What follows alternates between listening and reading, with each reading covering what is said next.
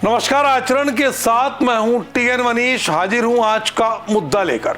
आज बात लोकतंत्र के मंदिर यानी संसद के दोनों सदनों पर चल रही एक महाबहस पर, जिसने संसद से लेकर सोशल मीडिया तक पूरे देश को दो हिस्सों में खड़ा कर दिया है। हम बात कर रहे हैं वंदे मातरम गीत के 150 साल पूरे होने पर सदन में जारी विशेष बहस पर। तो शुरू करते हैं आज के मुद्दे की पड़ताल, क्योंकि वंदे मातरम गीत के मामले में दोनों पक्ष दलीलों के साथ पूरी तरह मुखर हो चुके हैं और बहस अनेक आयाम ले रही है। वंदे मातरम 150 साल का ऐसा गीत जिसने आजादी की लड़ाई में आग भर दी थी, लेकिन 2025 में सदन में उस गीत पर देशभक्ति और आजादी पर बहस छिड़ गई है। आखिर लोकतंत्र और व्यक्ति की आजादी वंदे मातरम के साथ दी जा रही दलीलों के बीच किस करवट बैठने वाली है, ये पूरा देश देख रहा है और जानना समझना चाहता है। किसी पर इसे बोलने का दबाव तो कोई अपनी देशभक्ति के लिए इस गीत को आधार मानने को तैयार नहीं, क्योंकि देशभक्ति बोलने या दिखावे से नहीं, आपके आचरण से सामने आती है कि आखिर देश के प्रति आप क्या सोच रखते हैं, क्या कर रहे हैं। हालांकि इससे इनकार नहीं कर सकते कि 150 साल पहले वंदे मातरम गीत ने आजादी के लिए युवाओं की रगों में जोश भर डाला था, लेकिन हमारे नेता सियासी रोटी ना सेके तो उनका पेट भला कैसे भरेगा। इसलिए इनमें पक्ष और विपक्ष के बीच कई बार गर्मा गर्म बहस भी हो रही है और सदन से वॉकआउट तक चल रहा है। तीखी टिप्पणियां आ रही है, इसका सियासी इस्तेमाल भी जमकर हो रहा है। तो भला ऐसे गर्म मुद्दे पर सोशल मीडिया रिएक्शन कैसे नहीं आती। अब आप देखिए कुछ प्रतिक्रियाएं, किसे वंदे मातरम बोलना है किसे नहीं, ये संसद क्यों तय करेगी। दूसरी रिएक्शन, मैं इसे गाता हूं पर जबरदस्ती का समर्थन नहीं। 150 साल बाद भी हम एक गीत पर सहमत नहीं हो पाए। मीम्स भी जमकर बन रहे हैं। मानगी देखिए, अमित शाह और ओवैसी के बीच बहस पर meme, when politics meets patriotism extra spicy. सदन में वॉकआउट की फोटो पर मीम, वंदे मातरम बजा, विपक्ष ब्रेक का टाइम।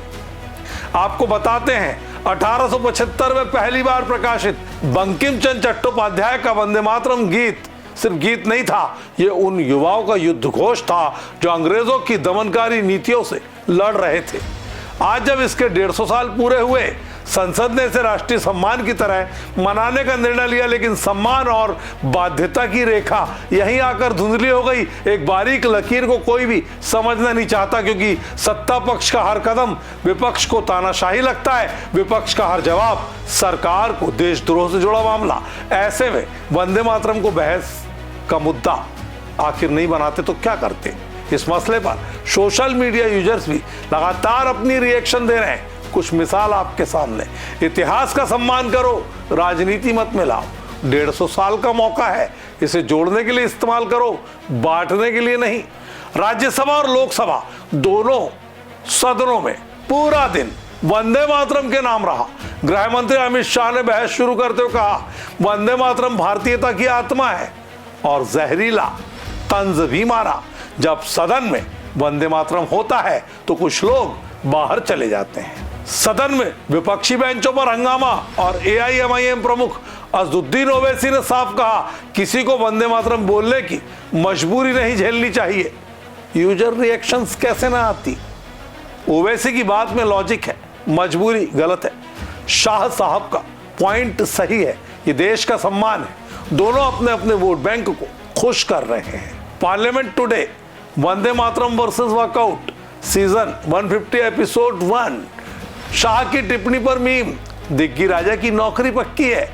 बहस का असली मसाला उन 3 मुद्दों में छुपा है जो पूरे विवाद को जला डालते हैं। पहला, धार्मिक संकेतों का विवाद। गीत के कुछ हिस्से देवी स्वरूप का वर्णन करते हैं, जिसे कुछ समुदाय धार्मिक रूप से स्वीकार नहीं करते।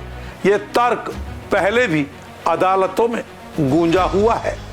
रिएक्शन, भक्ति और देशभक्ति में फर्क होता है। अगर कुछ लाइनों से दिक्कत है तो उसे वैकल्पिक मान लो। नंबर 2, राजनीतिक उपयोग का आरोप। विपक्ष कहता है 150 साल का जश्न राजनीतिक उपयोग का मंच बन चुका है। उदाहरण के लिए एक रिएक्शन, दोनों पक्ष झंडा लेकर खड़े हैं, कोई देशभक्ति का, कोई सेकुलरिज्म का। सदन में गर्म माहौल। अमित शाह ने दिग्गी पर टिप्पणी की, इस उम्र में क्या कर रहे हो भैया। Social media reaction, Shah versus Diggi, this is WWE parliament. जनाब, बहस इतिहास पर थी, उम्र पर नहीं। ट्विटर, फेसबुक, यूट्यूब, इंस्टाग्राम, हर जगह हैशटैग वंदे मातरम डिबेट दहाड़ रहा है। एक ही गीत पर दो विपरीत धाराओं में बहस, भावनात्मक और राजनीतिक। अब इनमें कुछ ऐसी भी रिएक्शंस आई, किसी भी गीत को अनिवार्य नहीं बनाया जा सकता, संविधान इससे बड़ा है, वंदे मातरम हमारी पहचान, इससे छेड़छाड़ मत करो। सदन में यह गंभीर चर्चा होनी चाहिए थी, लेकिन यह तो कॉमेडी शो बना दिया गया। 150 साल यादगार बनाओ, लड़ाई का दिन मत बनाओ। कुछ मीम्स भी आए हैं। पहला, सदन में शोर की तस्वीर पर when you mix history plus politics is equal to full time tamasha. दूसरा, विपक्ष वॉकआउट पर वंदे मातरम बजा, मैं चला। तीसरा, 150 साल का लोगो, पीछे लड़ते नेता, happy birthday Vande Mataram, sorry for the chaos. तो वंदे मातरम भारत की आत्मा है, ये सच है। लेकिन ये भी सच है कि देशभक्ति किसी एक गीत से तय नहीं हो सकती। हम एक ऐसे देश में रहते हैं जहां विचारों की आजादी ही हमारी सबसे बड़ी ताकत है। सवाल ये नहीं कि वंदे मातरम कौन गाएगा या नहीं गाएगा, सवाल यह है क्या इस बहस को राष्ट्रीय एकता के लिए उपयोग किया जाएगा या इसे वोट बैंक और विभाजन की आग में झोंक दिया जाएगा। गीत देश का है, राजनीति की लड़ाई मत बनाओ। दूसरा, सरकार और विपक्ष दोनों की जिम्मेदारी है इसे सम्मानजनक बनाया जाए। तो दोस्तों, 150 साल बाद भी वंदे मातरम हमें उतना ही प्रेरित करता है जितना पहले करता रहा, लेकिन इसे सियासी हथियार की तरह इस्तेमाल करना गीत और देश दोनों के सम्मान को छोटा करता है।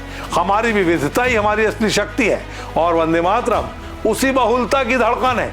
देश रहेगा तो हम सभी रहेंगे, लिहाजा उम्मीद करते हैं वंदे मातरम सियासी तौर पर खाई को गहरी ना करे, बल्कि इसकी बहस हमारी एकता की मिसाल बने। आज के मुद्दे में इतना ही, मुझे दीजिए इजाजत। आप बने रहिए आचरण न्यूज के साथ। नमस्कार।